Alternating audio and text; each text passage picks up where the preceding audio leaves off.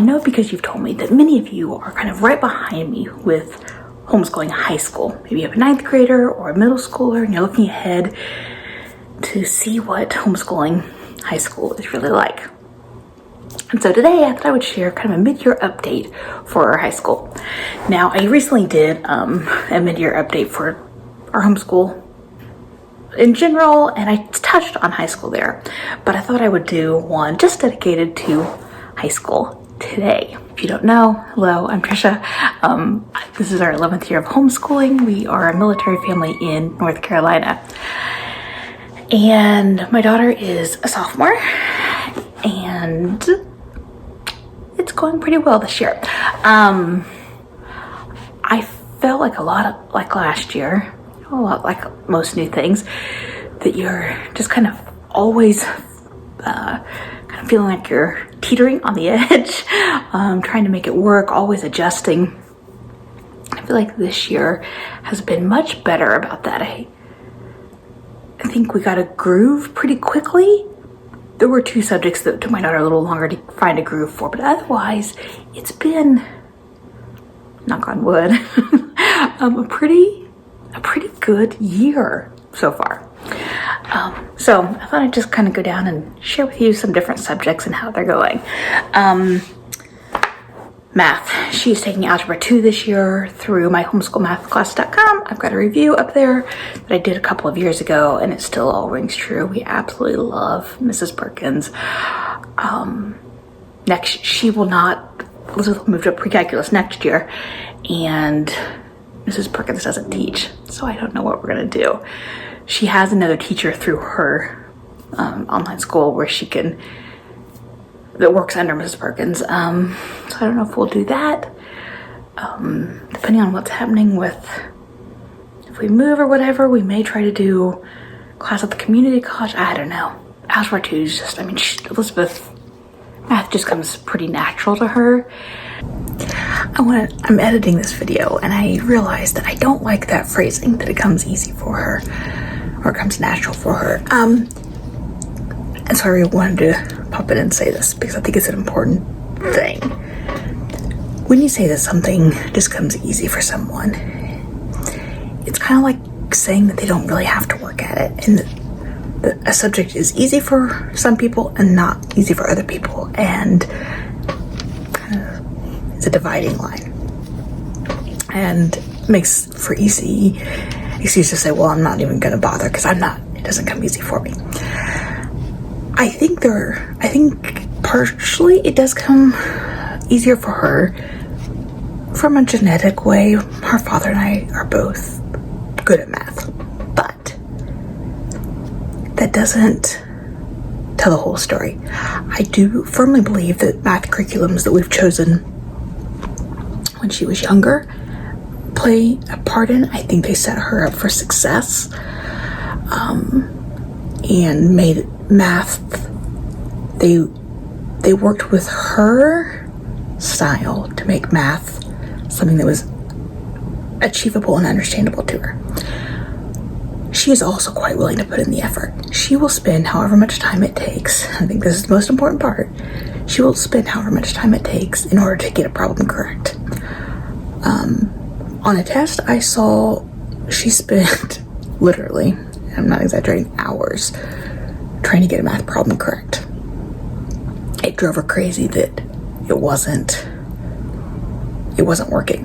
And I told her that I, as a high school student, would have just said, it's okay, I'll take a miss on those 4 or 5 points. She was not willing to do that. She wanted those points correct because she knew that she could do it.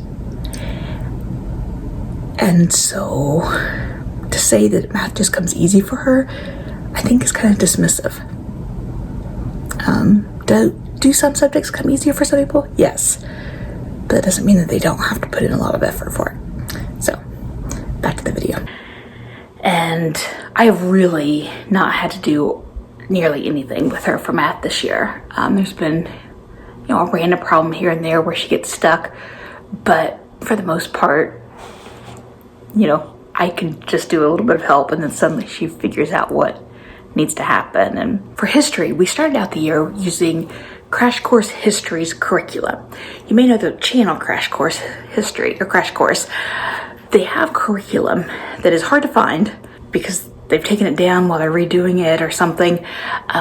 But I found it, and that's what we've been using at the beginning of the year. That was kind of our spine. And then I had some great course lectures and U.S. History Detective by Critical Thinking Company as supplements around it. And I knew that Crash Course was going to need some adjustment because it's heavy on reading. Really good reading.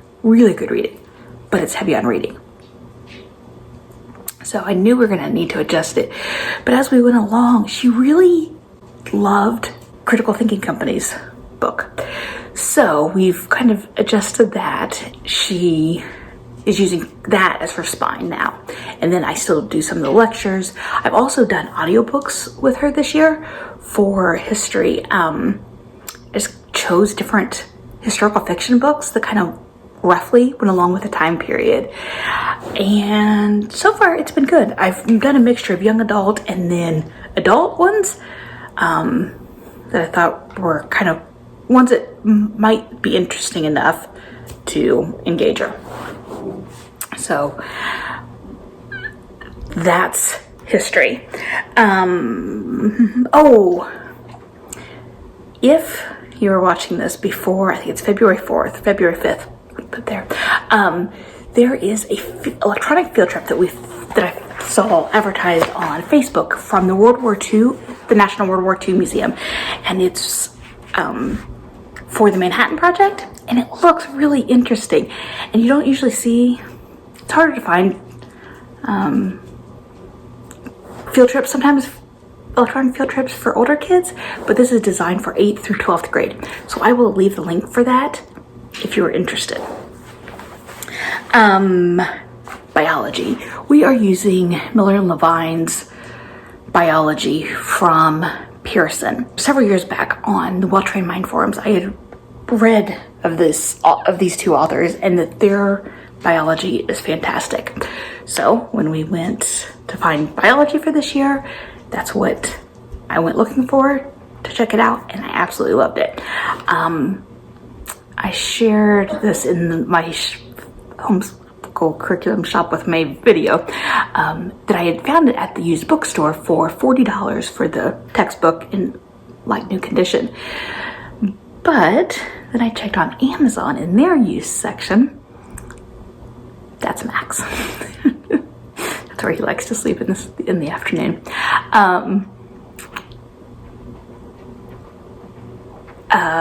And they had it for, I think it was 15 to 20, somewhere around there. So that's where I got it. And then I got the workbook to go along with it.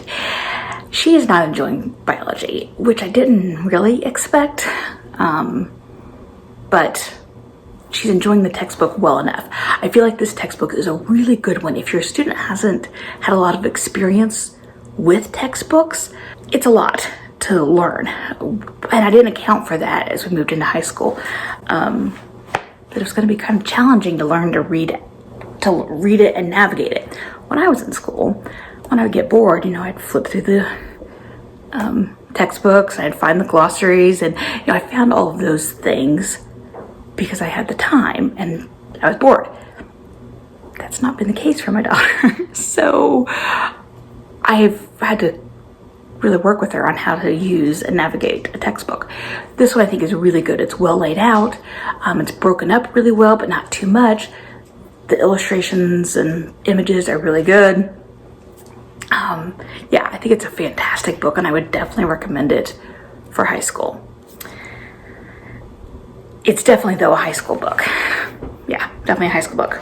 But to go along with that, she is starting a lab class through Well-Trained Mind Academy. They have lab classes that are independent from their actual science class. So you can take the biology online and the biology lab as separate courses, which was perfect because I wanted her to have a lab class with someone outside of me.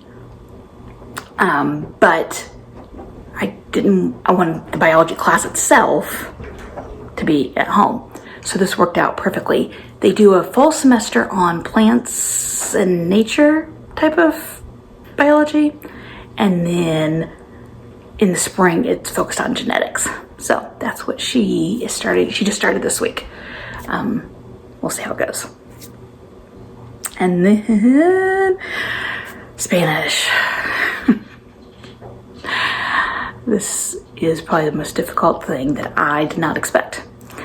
A few years ago, we decided to start her with Spanish through the Potter School because they have Spanish 1 that you can take as over 2 years. And I thought for her that would be a really good option. If you don't know, kids who have language processing disorders, dyslexia and such, tend to really struggle with foreign languages.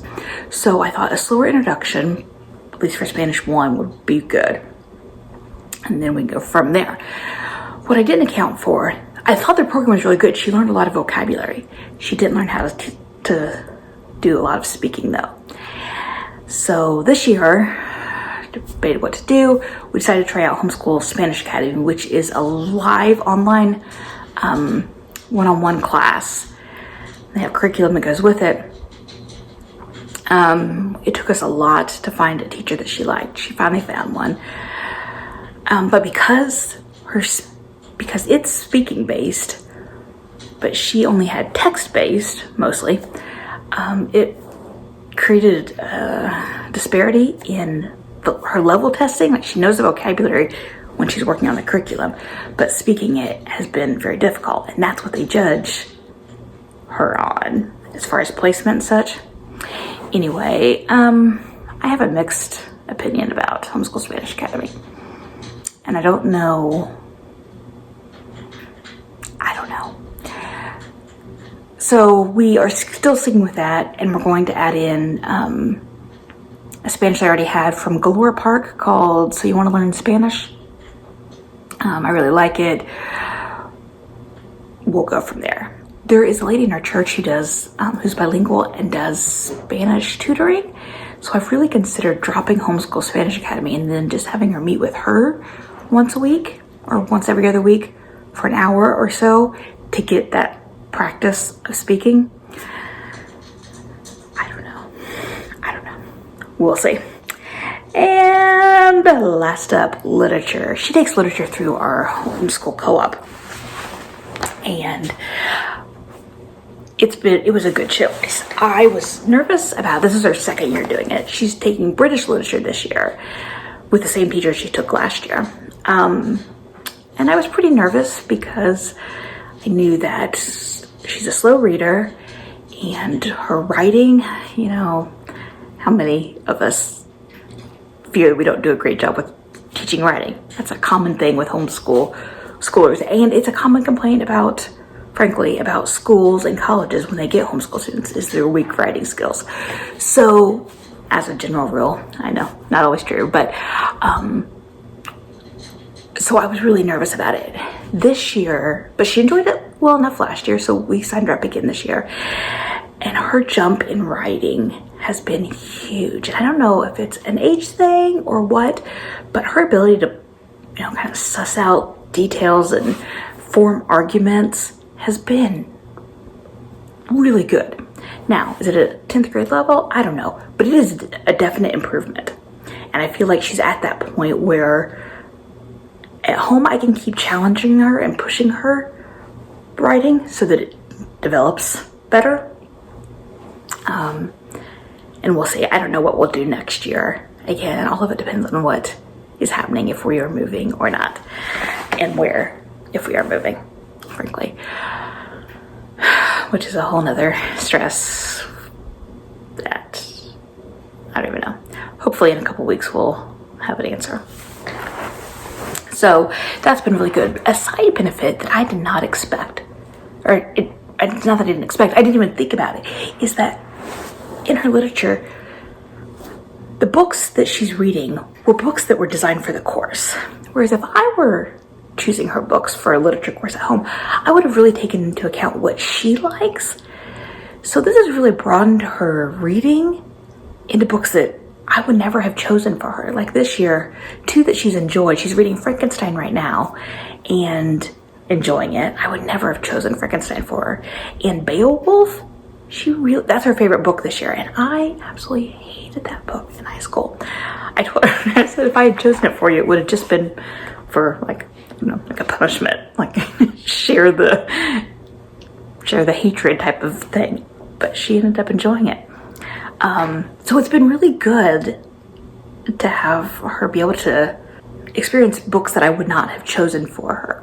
And if you enjoyed this high school video, click on the playlist right now and you can head over to the rest of my homeschooling high school playlist. I'll see you in the next video.